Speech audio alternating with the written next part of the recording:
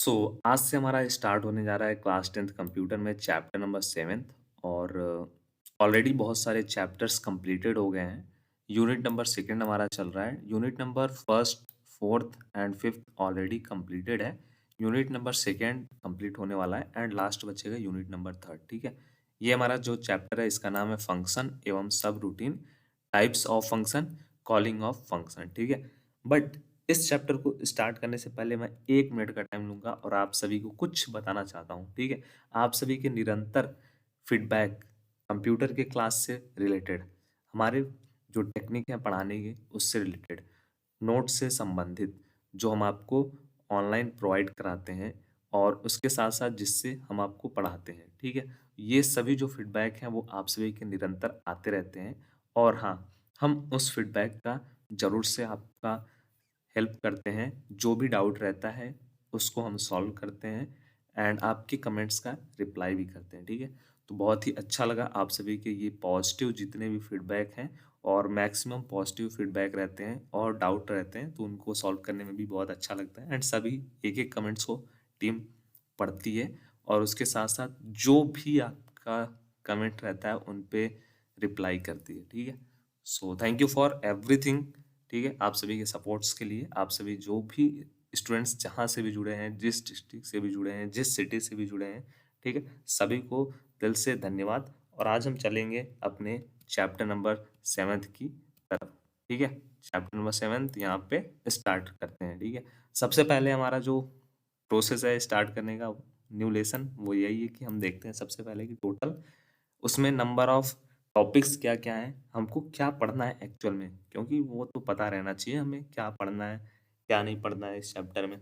तो चैप्टर का नाम है फंक्शन एवं सब routine, types of function, calling of function. ठीक है, बहुत सी चीज़ें आपको यहीं पे पता चल गई, बट आगे चलेंगे तो सब कुछ पता चल जाएगा। ठीक है, सो चलते हैं अपने टॉपिक्स की तरफ। कलेक्शन ऑफ टॉपिक्स यहाँ पे है।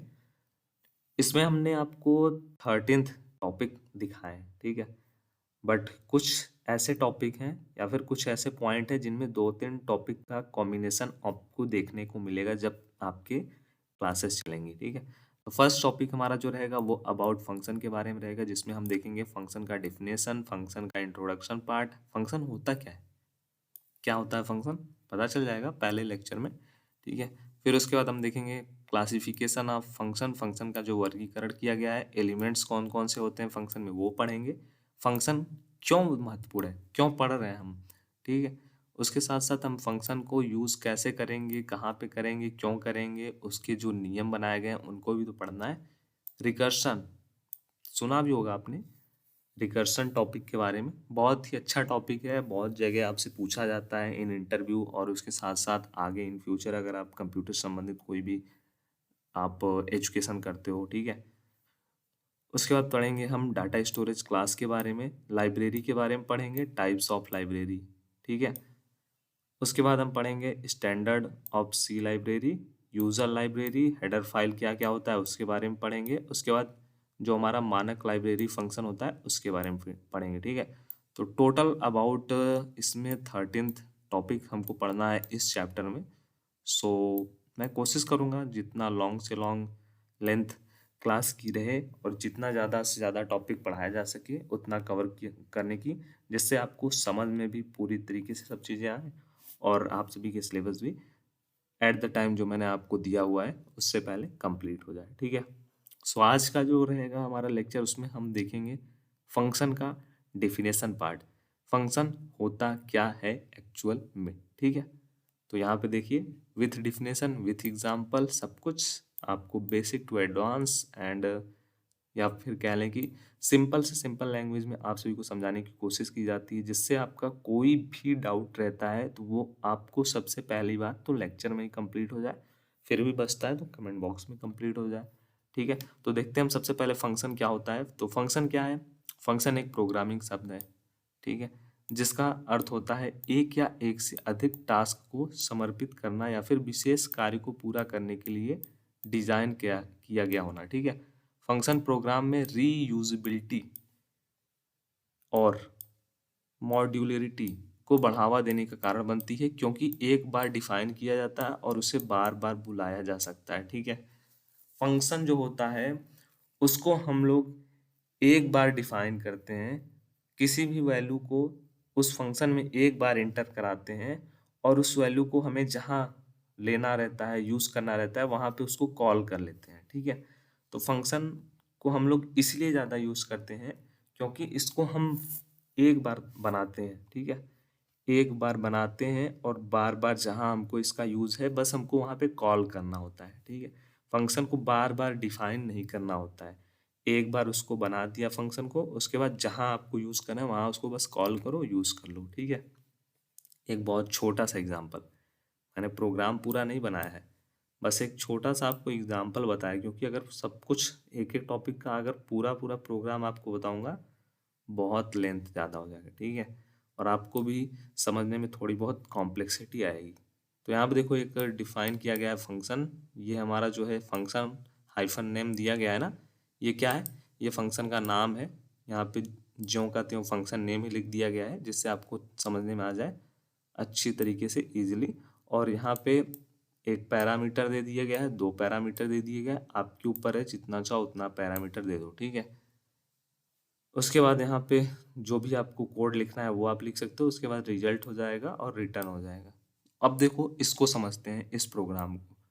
तो देखो यहाँ पे हमारा फंक्शन नेम क्या है, ये हमने एक फंक्शन बनाया है और उसका नाम हमने फंक्शन नेम रखा हुआ है। और जो हमारा पैरामीटर 1 है 2 है, ये सब हमारे इनपुट पैरामीटर है जो फंक्शन को पारित किए जा सकते हैं। फंक्शन ब्लॉक के अंतर्गत कुछ कार्य जो है किया जाता है और फिर रिटर्न स्टेटमेंट के माध्यम से फंक्शन द्वारा उत्पन्न होने वाले रिजल्ट को वापस भेज दिया जाता है, ठीक है। जैसे हमने फंक्शन में लिख दिया, फंक्शन में हमने बना दिया, ठीक है। सबसे पहले मान लो हमने डिफाइन फंक्शन कर दिया फंक्शन नेम, और पैरामीटर में दे दिया कि जैसे 2 इज ग्रेटर देन 3, ठीक है। देन हमने नीचे जो हमने दिया है ना कुछ कार्य, वहां पे हमने दे दिया प्रिंट करने के लिए 2 इज ग्रेटर देन 3, ये आप लिख दो, ठीक है। ऐसे ही पैरामीटर में आप कुछ भी पास कर सकते हो जो आपको क्या करना होता है, ट्रू फॉल्स करवाना होता है। तो आपको आई होप क्लियर हो गया होगा फंक्शन के बारे में। फंक्शन क्या होता है, एक प्रकार का प्रोग्रामिंग लैंग्वेज होता है या फिर कह लें प्रोग्रामिंग वर्ड होता है, जिसका जो हमारा अर्थ होता है वो ये होता है कि इसको एक या एक से अधिक टास्क को कंप्लीट करने के लिए या फिर किसी विशेष कार्य को कंप्लीट करने के लिए डिज़ाइन किया जाता है। फंक्शन प्रोग्राम में रीयूजिबिलिटी और मॉड्यूलरिटी, ठीक है, मॉड्यूलरिटी को बढ़ावा देने के लिए बनाया जाता है। इसको एक बार डिफाइन किया जाता है और बार बार उसको कॉल किया जाता है और यूज़ किया जाता है, ठीक है। तो फंक्शन में जो सबसे मोस्ट इम्पॉर्टेंट पॉइंट है वो है हमारा ये रीयूजिबिलिटी का। केवल फंक्शन में हमको, और फंक्शन हम लोग स्मॉल प्रोग्राम में बनाते ही नहीं है, ठीक है। जो छोटा प्रोग्राम होता है उसमें हम फंक्शन का यूज़ करते नहीं। जो लॉन्ग प्रोग्राम होते हैं, ठीक है, जो थोड़े से कॉम्प्लेक्स होते हैं, वहाँ पे हम लोग, जहाँ पे हमको बहुत सारा बड़ा बड़ा कोड लिखना होता है, वहाँ पे हम फंक्शन का यूज़ करते हैं। जैसे हमने उस फंक्शन को बना लिया, उसके बाद उस प्रोग्राम में हमको उसको कई बार उस फंक्शन को एग्जीक्यूट करना होता है, तो हम क्या करेंगे, उसको बस ओपन वहाँ पे जा करके कॉल कर लेंगे जहाँ पे उस फंक्शन को हमको एग्जीक्यूट करना है, ठीक है। नेक्स्ट है हमारा फंक्शन का क्लासिफिकेशन या फिर कह लें कि फंक्शन का वर्गीकरण। तो आप सभी को पता है, सी में भी आपने पढ़ा होगा, फंक्शन हमारा दो तरीके से होता है, मतलब फंक्शन दो टाइप्स का होता है। पहला हमारा होता है यूजर डिफाइंड फंक्शन और दूसरा जो हमारा होता है लाइब्रेरी फंक्शन, ठीक है। लाइब्रेरी फंक्शन या फिर कह लो कि प्री डिफाइंड फंक्शन, इसको आप खुद ये भी नाम दे सकते हो, ठीक है। अब दोनों में जो यहाँ पे इस टॉपिक में आपको बस थोड़ा सा ही पढ़ना है, इसके बारे में बहुत छोटा सा इंफॉर्मेशन आपको लेना है, ठीक है। तो जो हमारे यूजर के द्वारा बनाए गए फंक्शन होते हैं वो यूजर डिफाइंड फंक्शन होते हैं, जैसे मेन फंक्शन, ये एक प्रकार का यूजर डिफाइंड फंक्शन है। और वे फंक्शन जो सी कंपाइलर के साथ मिलते हैं, इन्हें लिखने की आवश्यकता नहीं होती है, ठीक है। जैसे देखो यहाँ पे ये सब हमारे क्या होते हैं, लाइब्रेरी फंक्शन। तो जो हमारा प्री डिफाइंड फंक्शन होता है वो हमको पहले से ही सिस्टम के द्वारा या फिर कह लें कि जो हमारा कंपाइलर होता है जो हमारे प्रोग्राम को कंपाइल करता है उसमें ये पहले से ही दिया गया होता है, ठीक है। बस हमको इसको यूज़ करना होता है, हमको इसको डिफ़ाइन नहीं करना होता है, बस हमको जहाँ पे इसकी आवश्यकता होती है वहाँ पे हमको यूज़ करना होता है। जैसे देखो यहाँ पे है प्रिंटफ। प्रिंटफ का हम लोग क्या करते हैं यूज़? प्रिंट करने के लिए करते हैं। इसको हमको डिफाइन करने की आवश्यकता पड़ती है? नहीं पड़ती है। स्कैनफ हमको जब वैल्यू गेट करना होता है, लेना रहता है, तब हम करते हैं। गेट कैर, पुट कैर, ये सब फंक्शन का यूज़ हम लोग करते हैं, ठीक है। अगर आपने इन सब टॉपिक्स के बारे में नहीं पढ़ा है तो आप सब एक बार रिवाइज कर लेना चैप्टर 2 और 3, उसमें ये सब टॉपिक्स मिल जाएंगे आपको फंक्शन के बारे में। प्री डिफाइंड फंक्शन क्या होते हैं, यूजर डिफाइंड फंक्शन क्या होते हैं, उसके बारे में आपको उसमें बताया है मैंने बहुत ही एक्सप्लेन करके। इसीलिए आपको इस चैप्टर में, इस टॉपिक में केवल बहुत छोटी सी जानकारी चाहिए थी कि फंक्शन का जो क्लासिफिकेशन है वो 2 पार्ट में किया गया है। पहला कौन सा है? Pre defined function. दूसरा होता है हमारा user defined function. Pre defined function को हम लोग लाइब्रेरी फंक्शन कहते हैं। यूजर डिफाइंड फंक्शन मतलब जो हम लोग अपने यूज के लिए प्रोग्राम के अंतर्गत बनाते हैं, क्रिएट करते हैं, वो फंक्शन यूजर डिफाइंड फंक्शन के अंतर्गत आते हैं, ठीक है। जैसे हम मेन बनाते हैं किसी भी प्रोग्राम में, कुछ भी बना सकते हैं। जैसे मेरा नाम हर्ष है तो मैं अपने हर्ष नाम का एक फंक्शन बना सकता हूँ, ठीक है। तो ये क्या हो गया? ये हो गया यूजर डिफाइंड फंक्शन। क्यों? क्योंकि मैंने इसमें खुद से अपना नाम रखा है और ये फंक्शन मैंने खुद के लिए बनाया है, खुद से बनाया है, ठीक है। और जैसे हमने ये प्रिंटफ हो गया, तो ये प्रिंटफ फंक्शन हम नहीं बना सकते हैं खुद से। क्यों? क्योंकि ये पहले से ही बना हुआ है, बस हमको यूज़ करना है। और इसका जो यूज़ होता है किस लिए होता है? प्रिंट करने के लिए होता है, ठीक है। बट इसका यूज़ तो किसी ने अभी तक कुछ डिक्लेयर नहीं किया है। ये पहले से ही तो किसी ने नहीं बनाया है कि इसका हम लोग यूज़ करके प्रोग्राम की वैल्यू को लेंगे या कुछ ऐसा करेंगे। तो इसका पहले से ही हमें पता नहीं है, इसका हमें पहले से ही पता है। तो आप एक तरीके से ये भी समझ सकते हो कि वो फंक्शन जिनका हमको पहले से यूज़ पता होता है वो लाइब्रेरी फंक्शन होते हैं या फिर प्री डिफाइंड होते हैं, ठीक है। ये सिस्टम द्वारा जनरेटेड होते हैं, ठीक है, कंपाइलर द्वारा जनरेटेड होते हैं। ये हम लोग खुद से बनाते हैं जो हमको यूज़ होता है उसके अकॉर्डिंग। सो आई होप दोनों में मेजर डिफरेंस ज़्यादा कुछ है नहीं।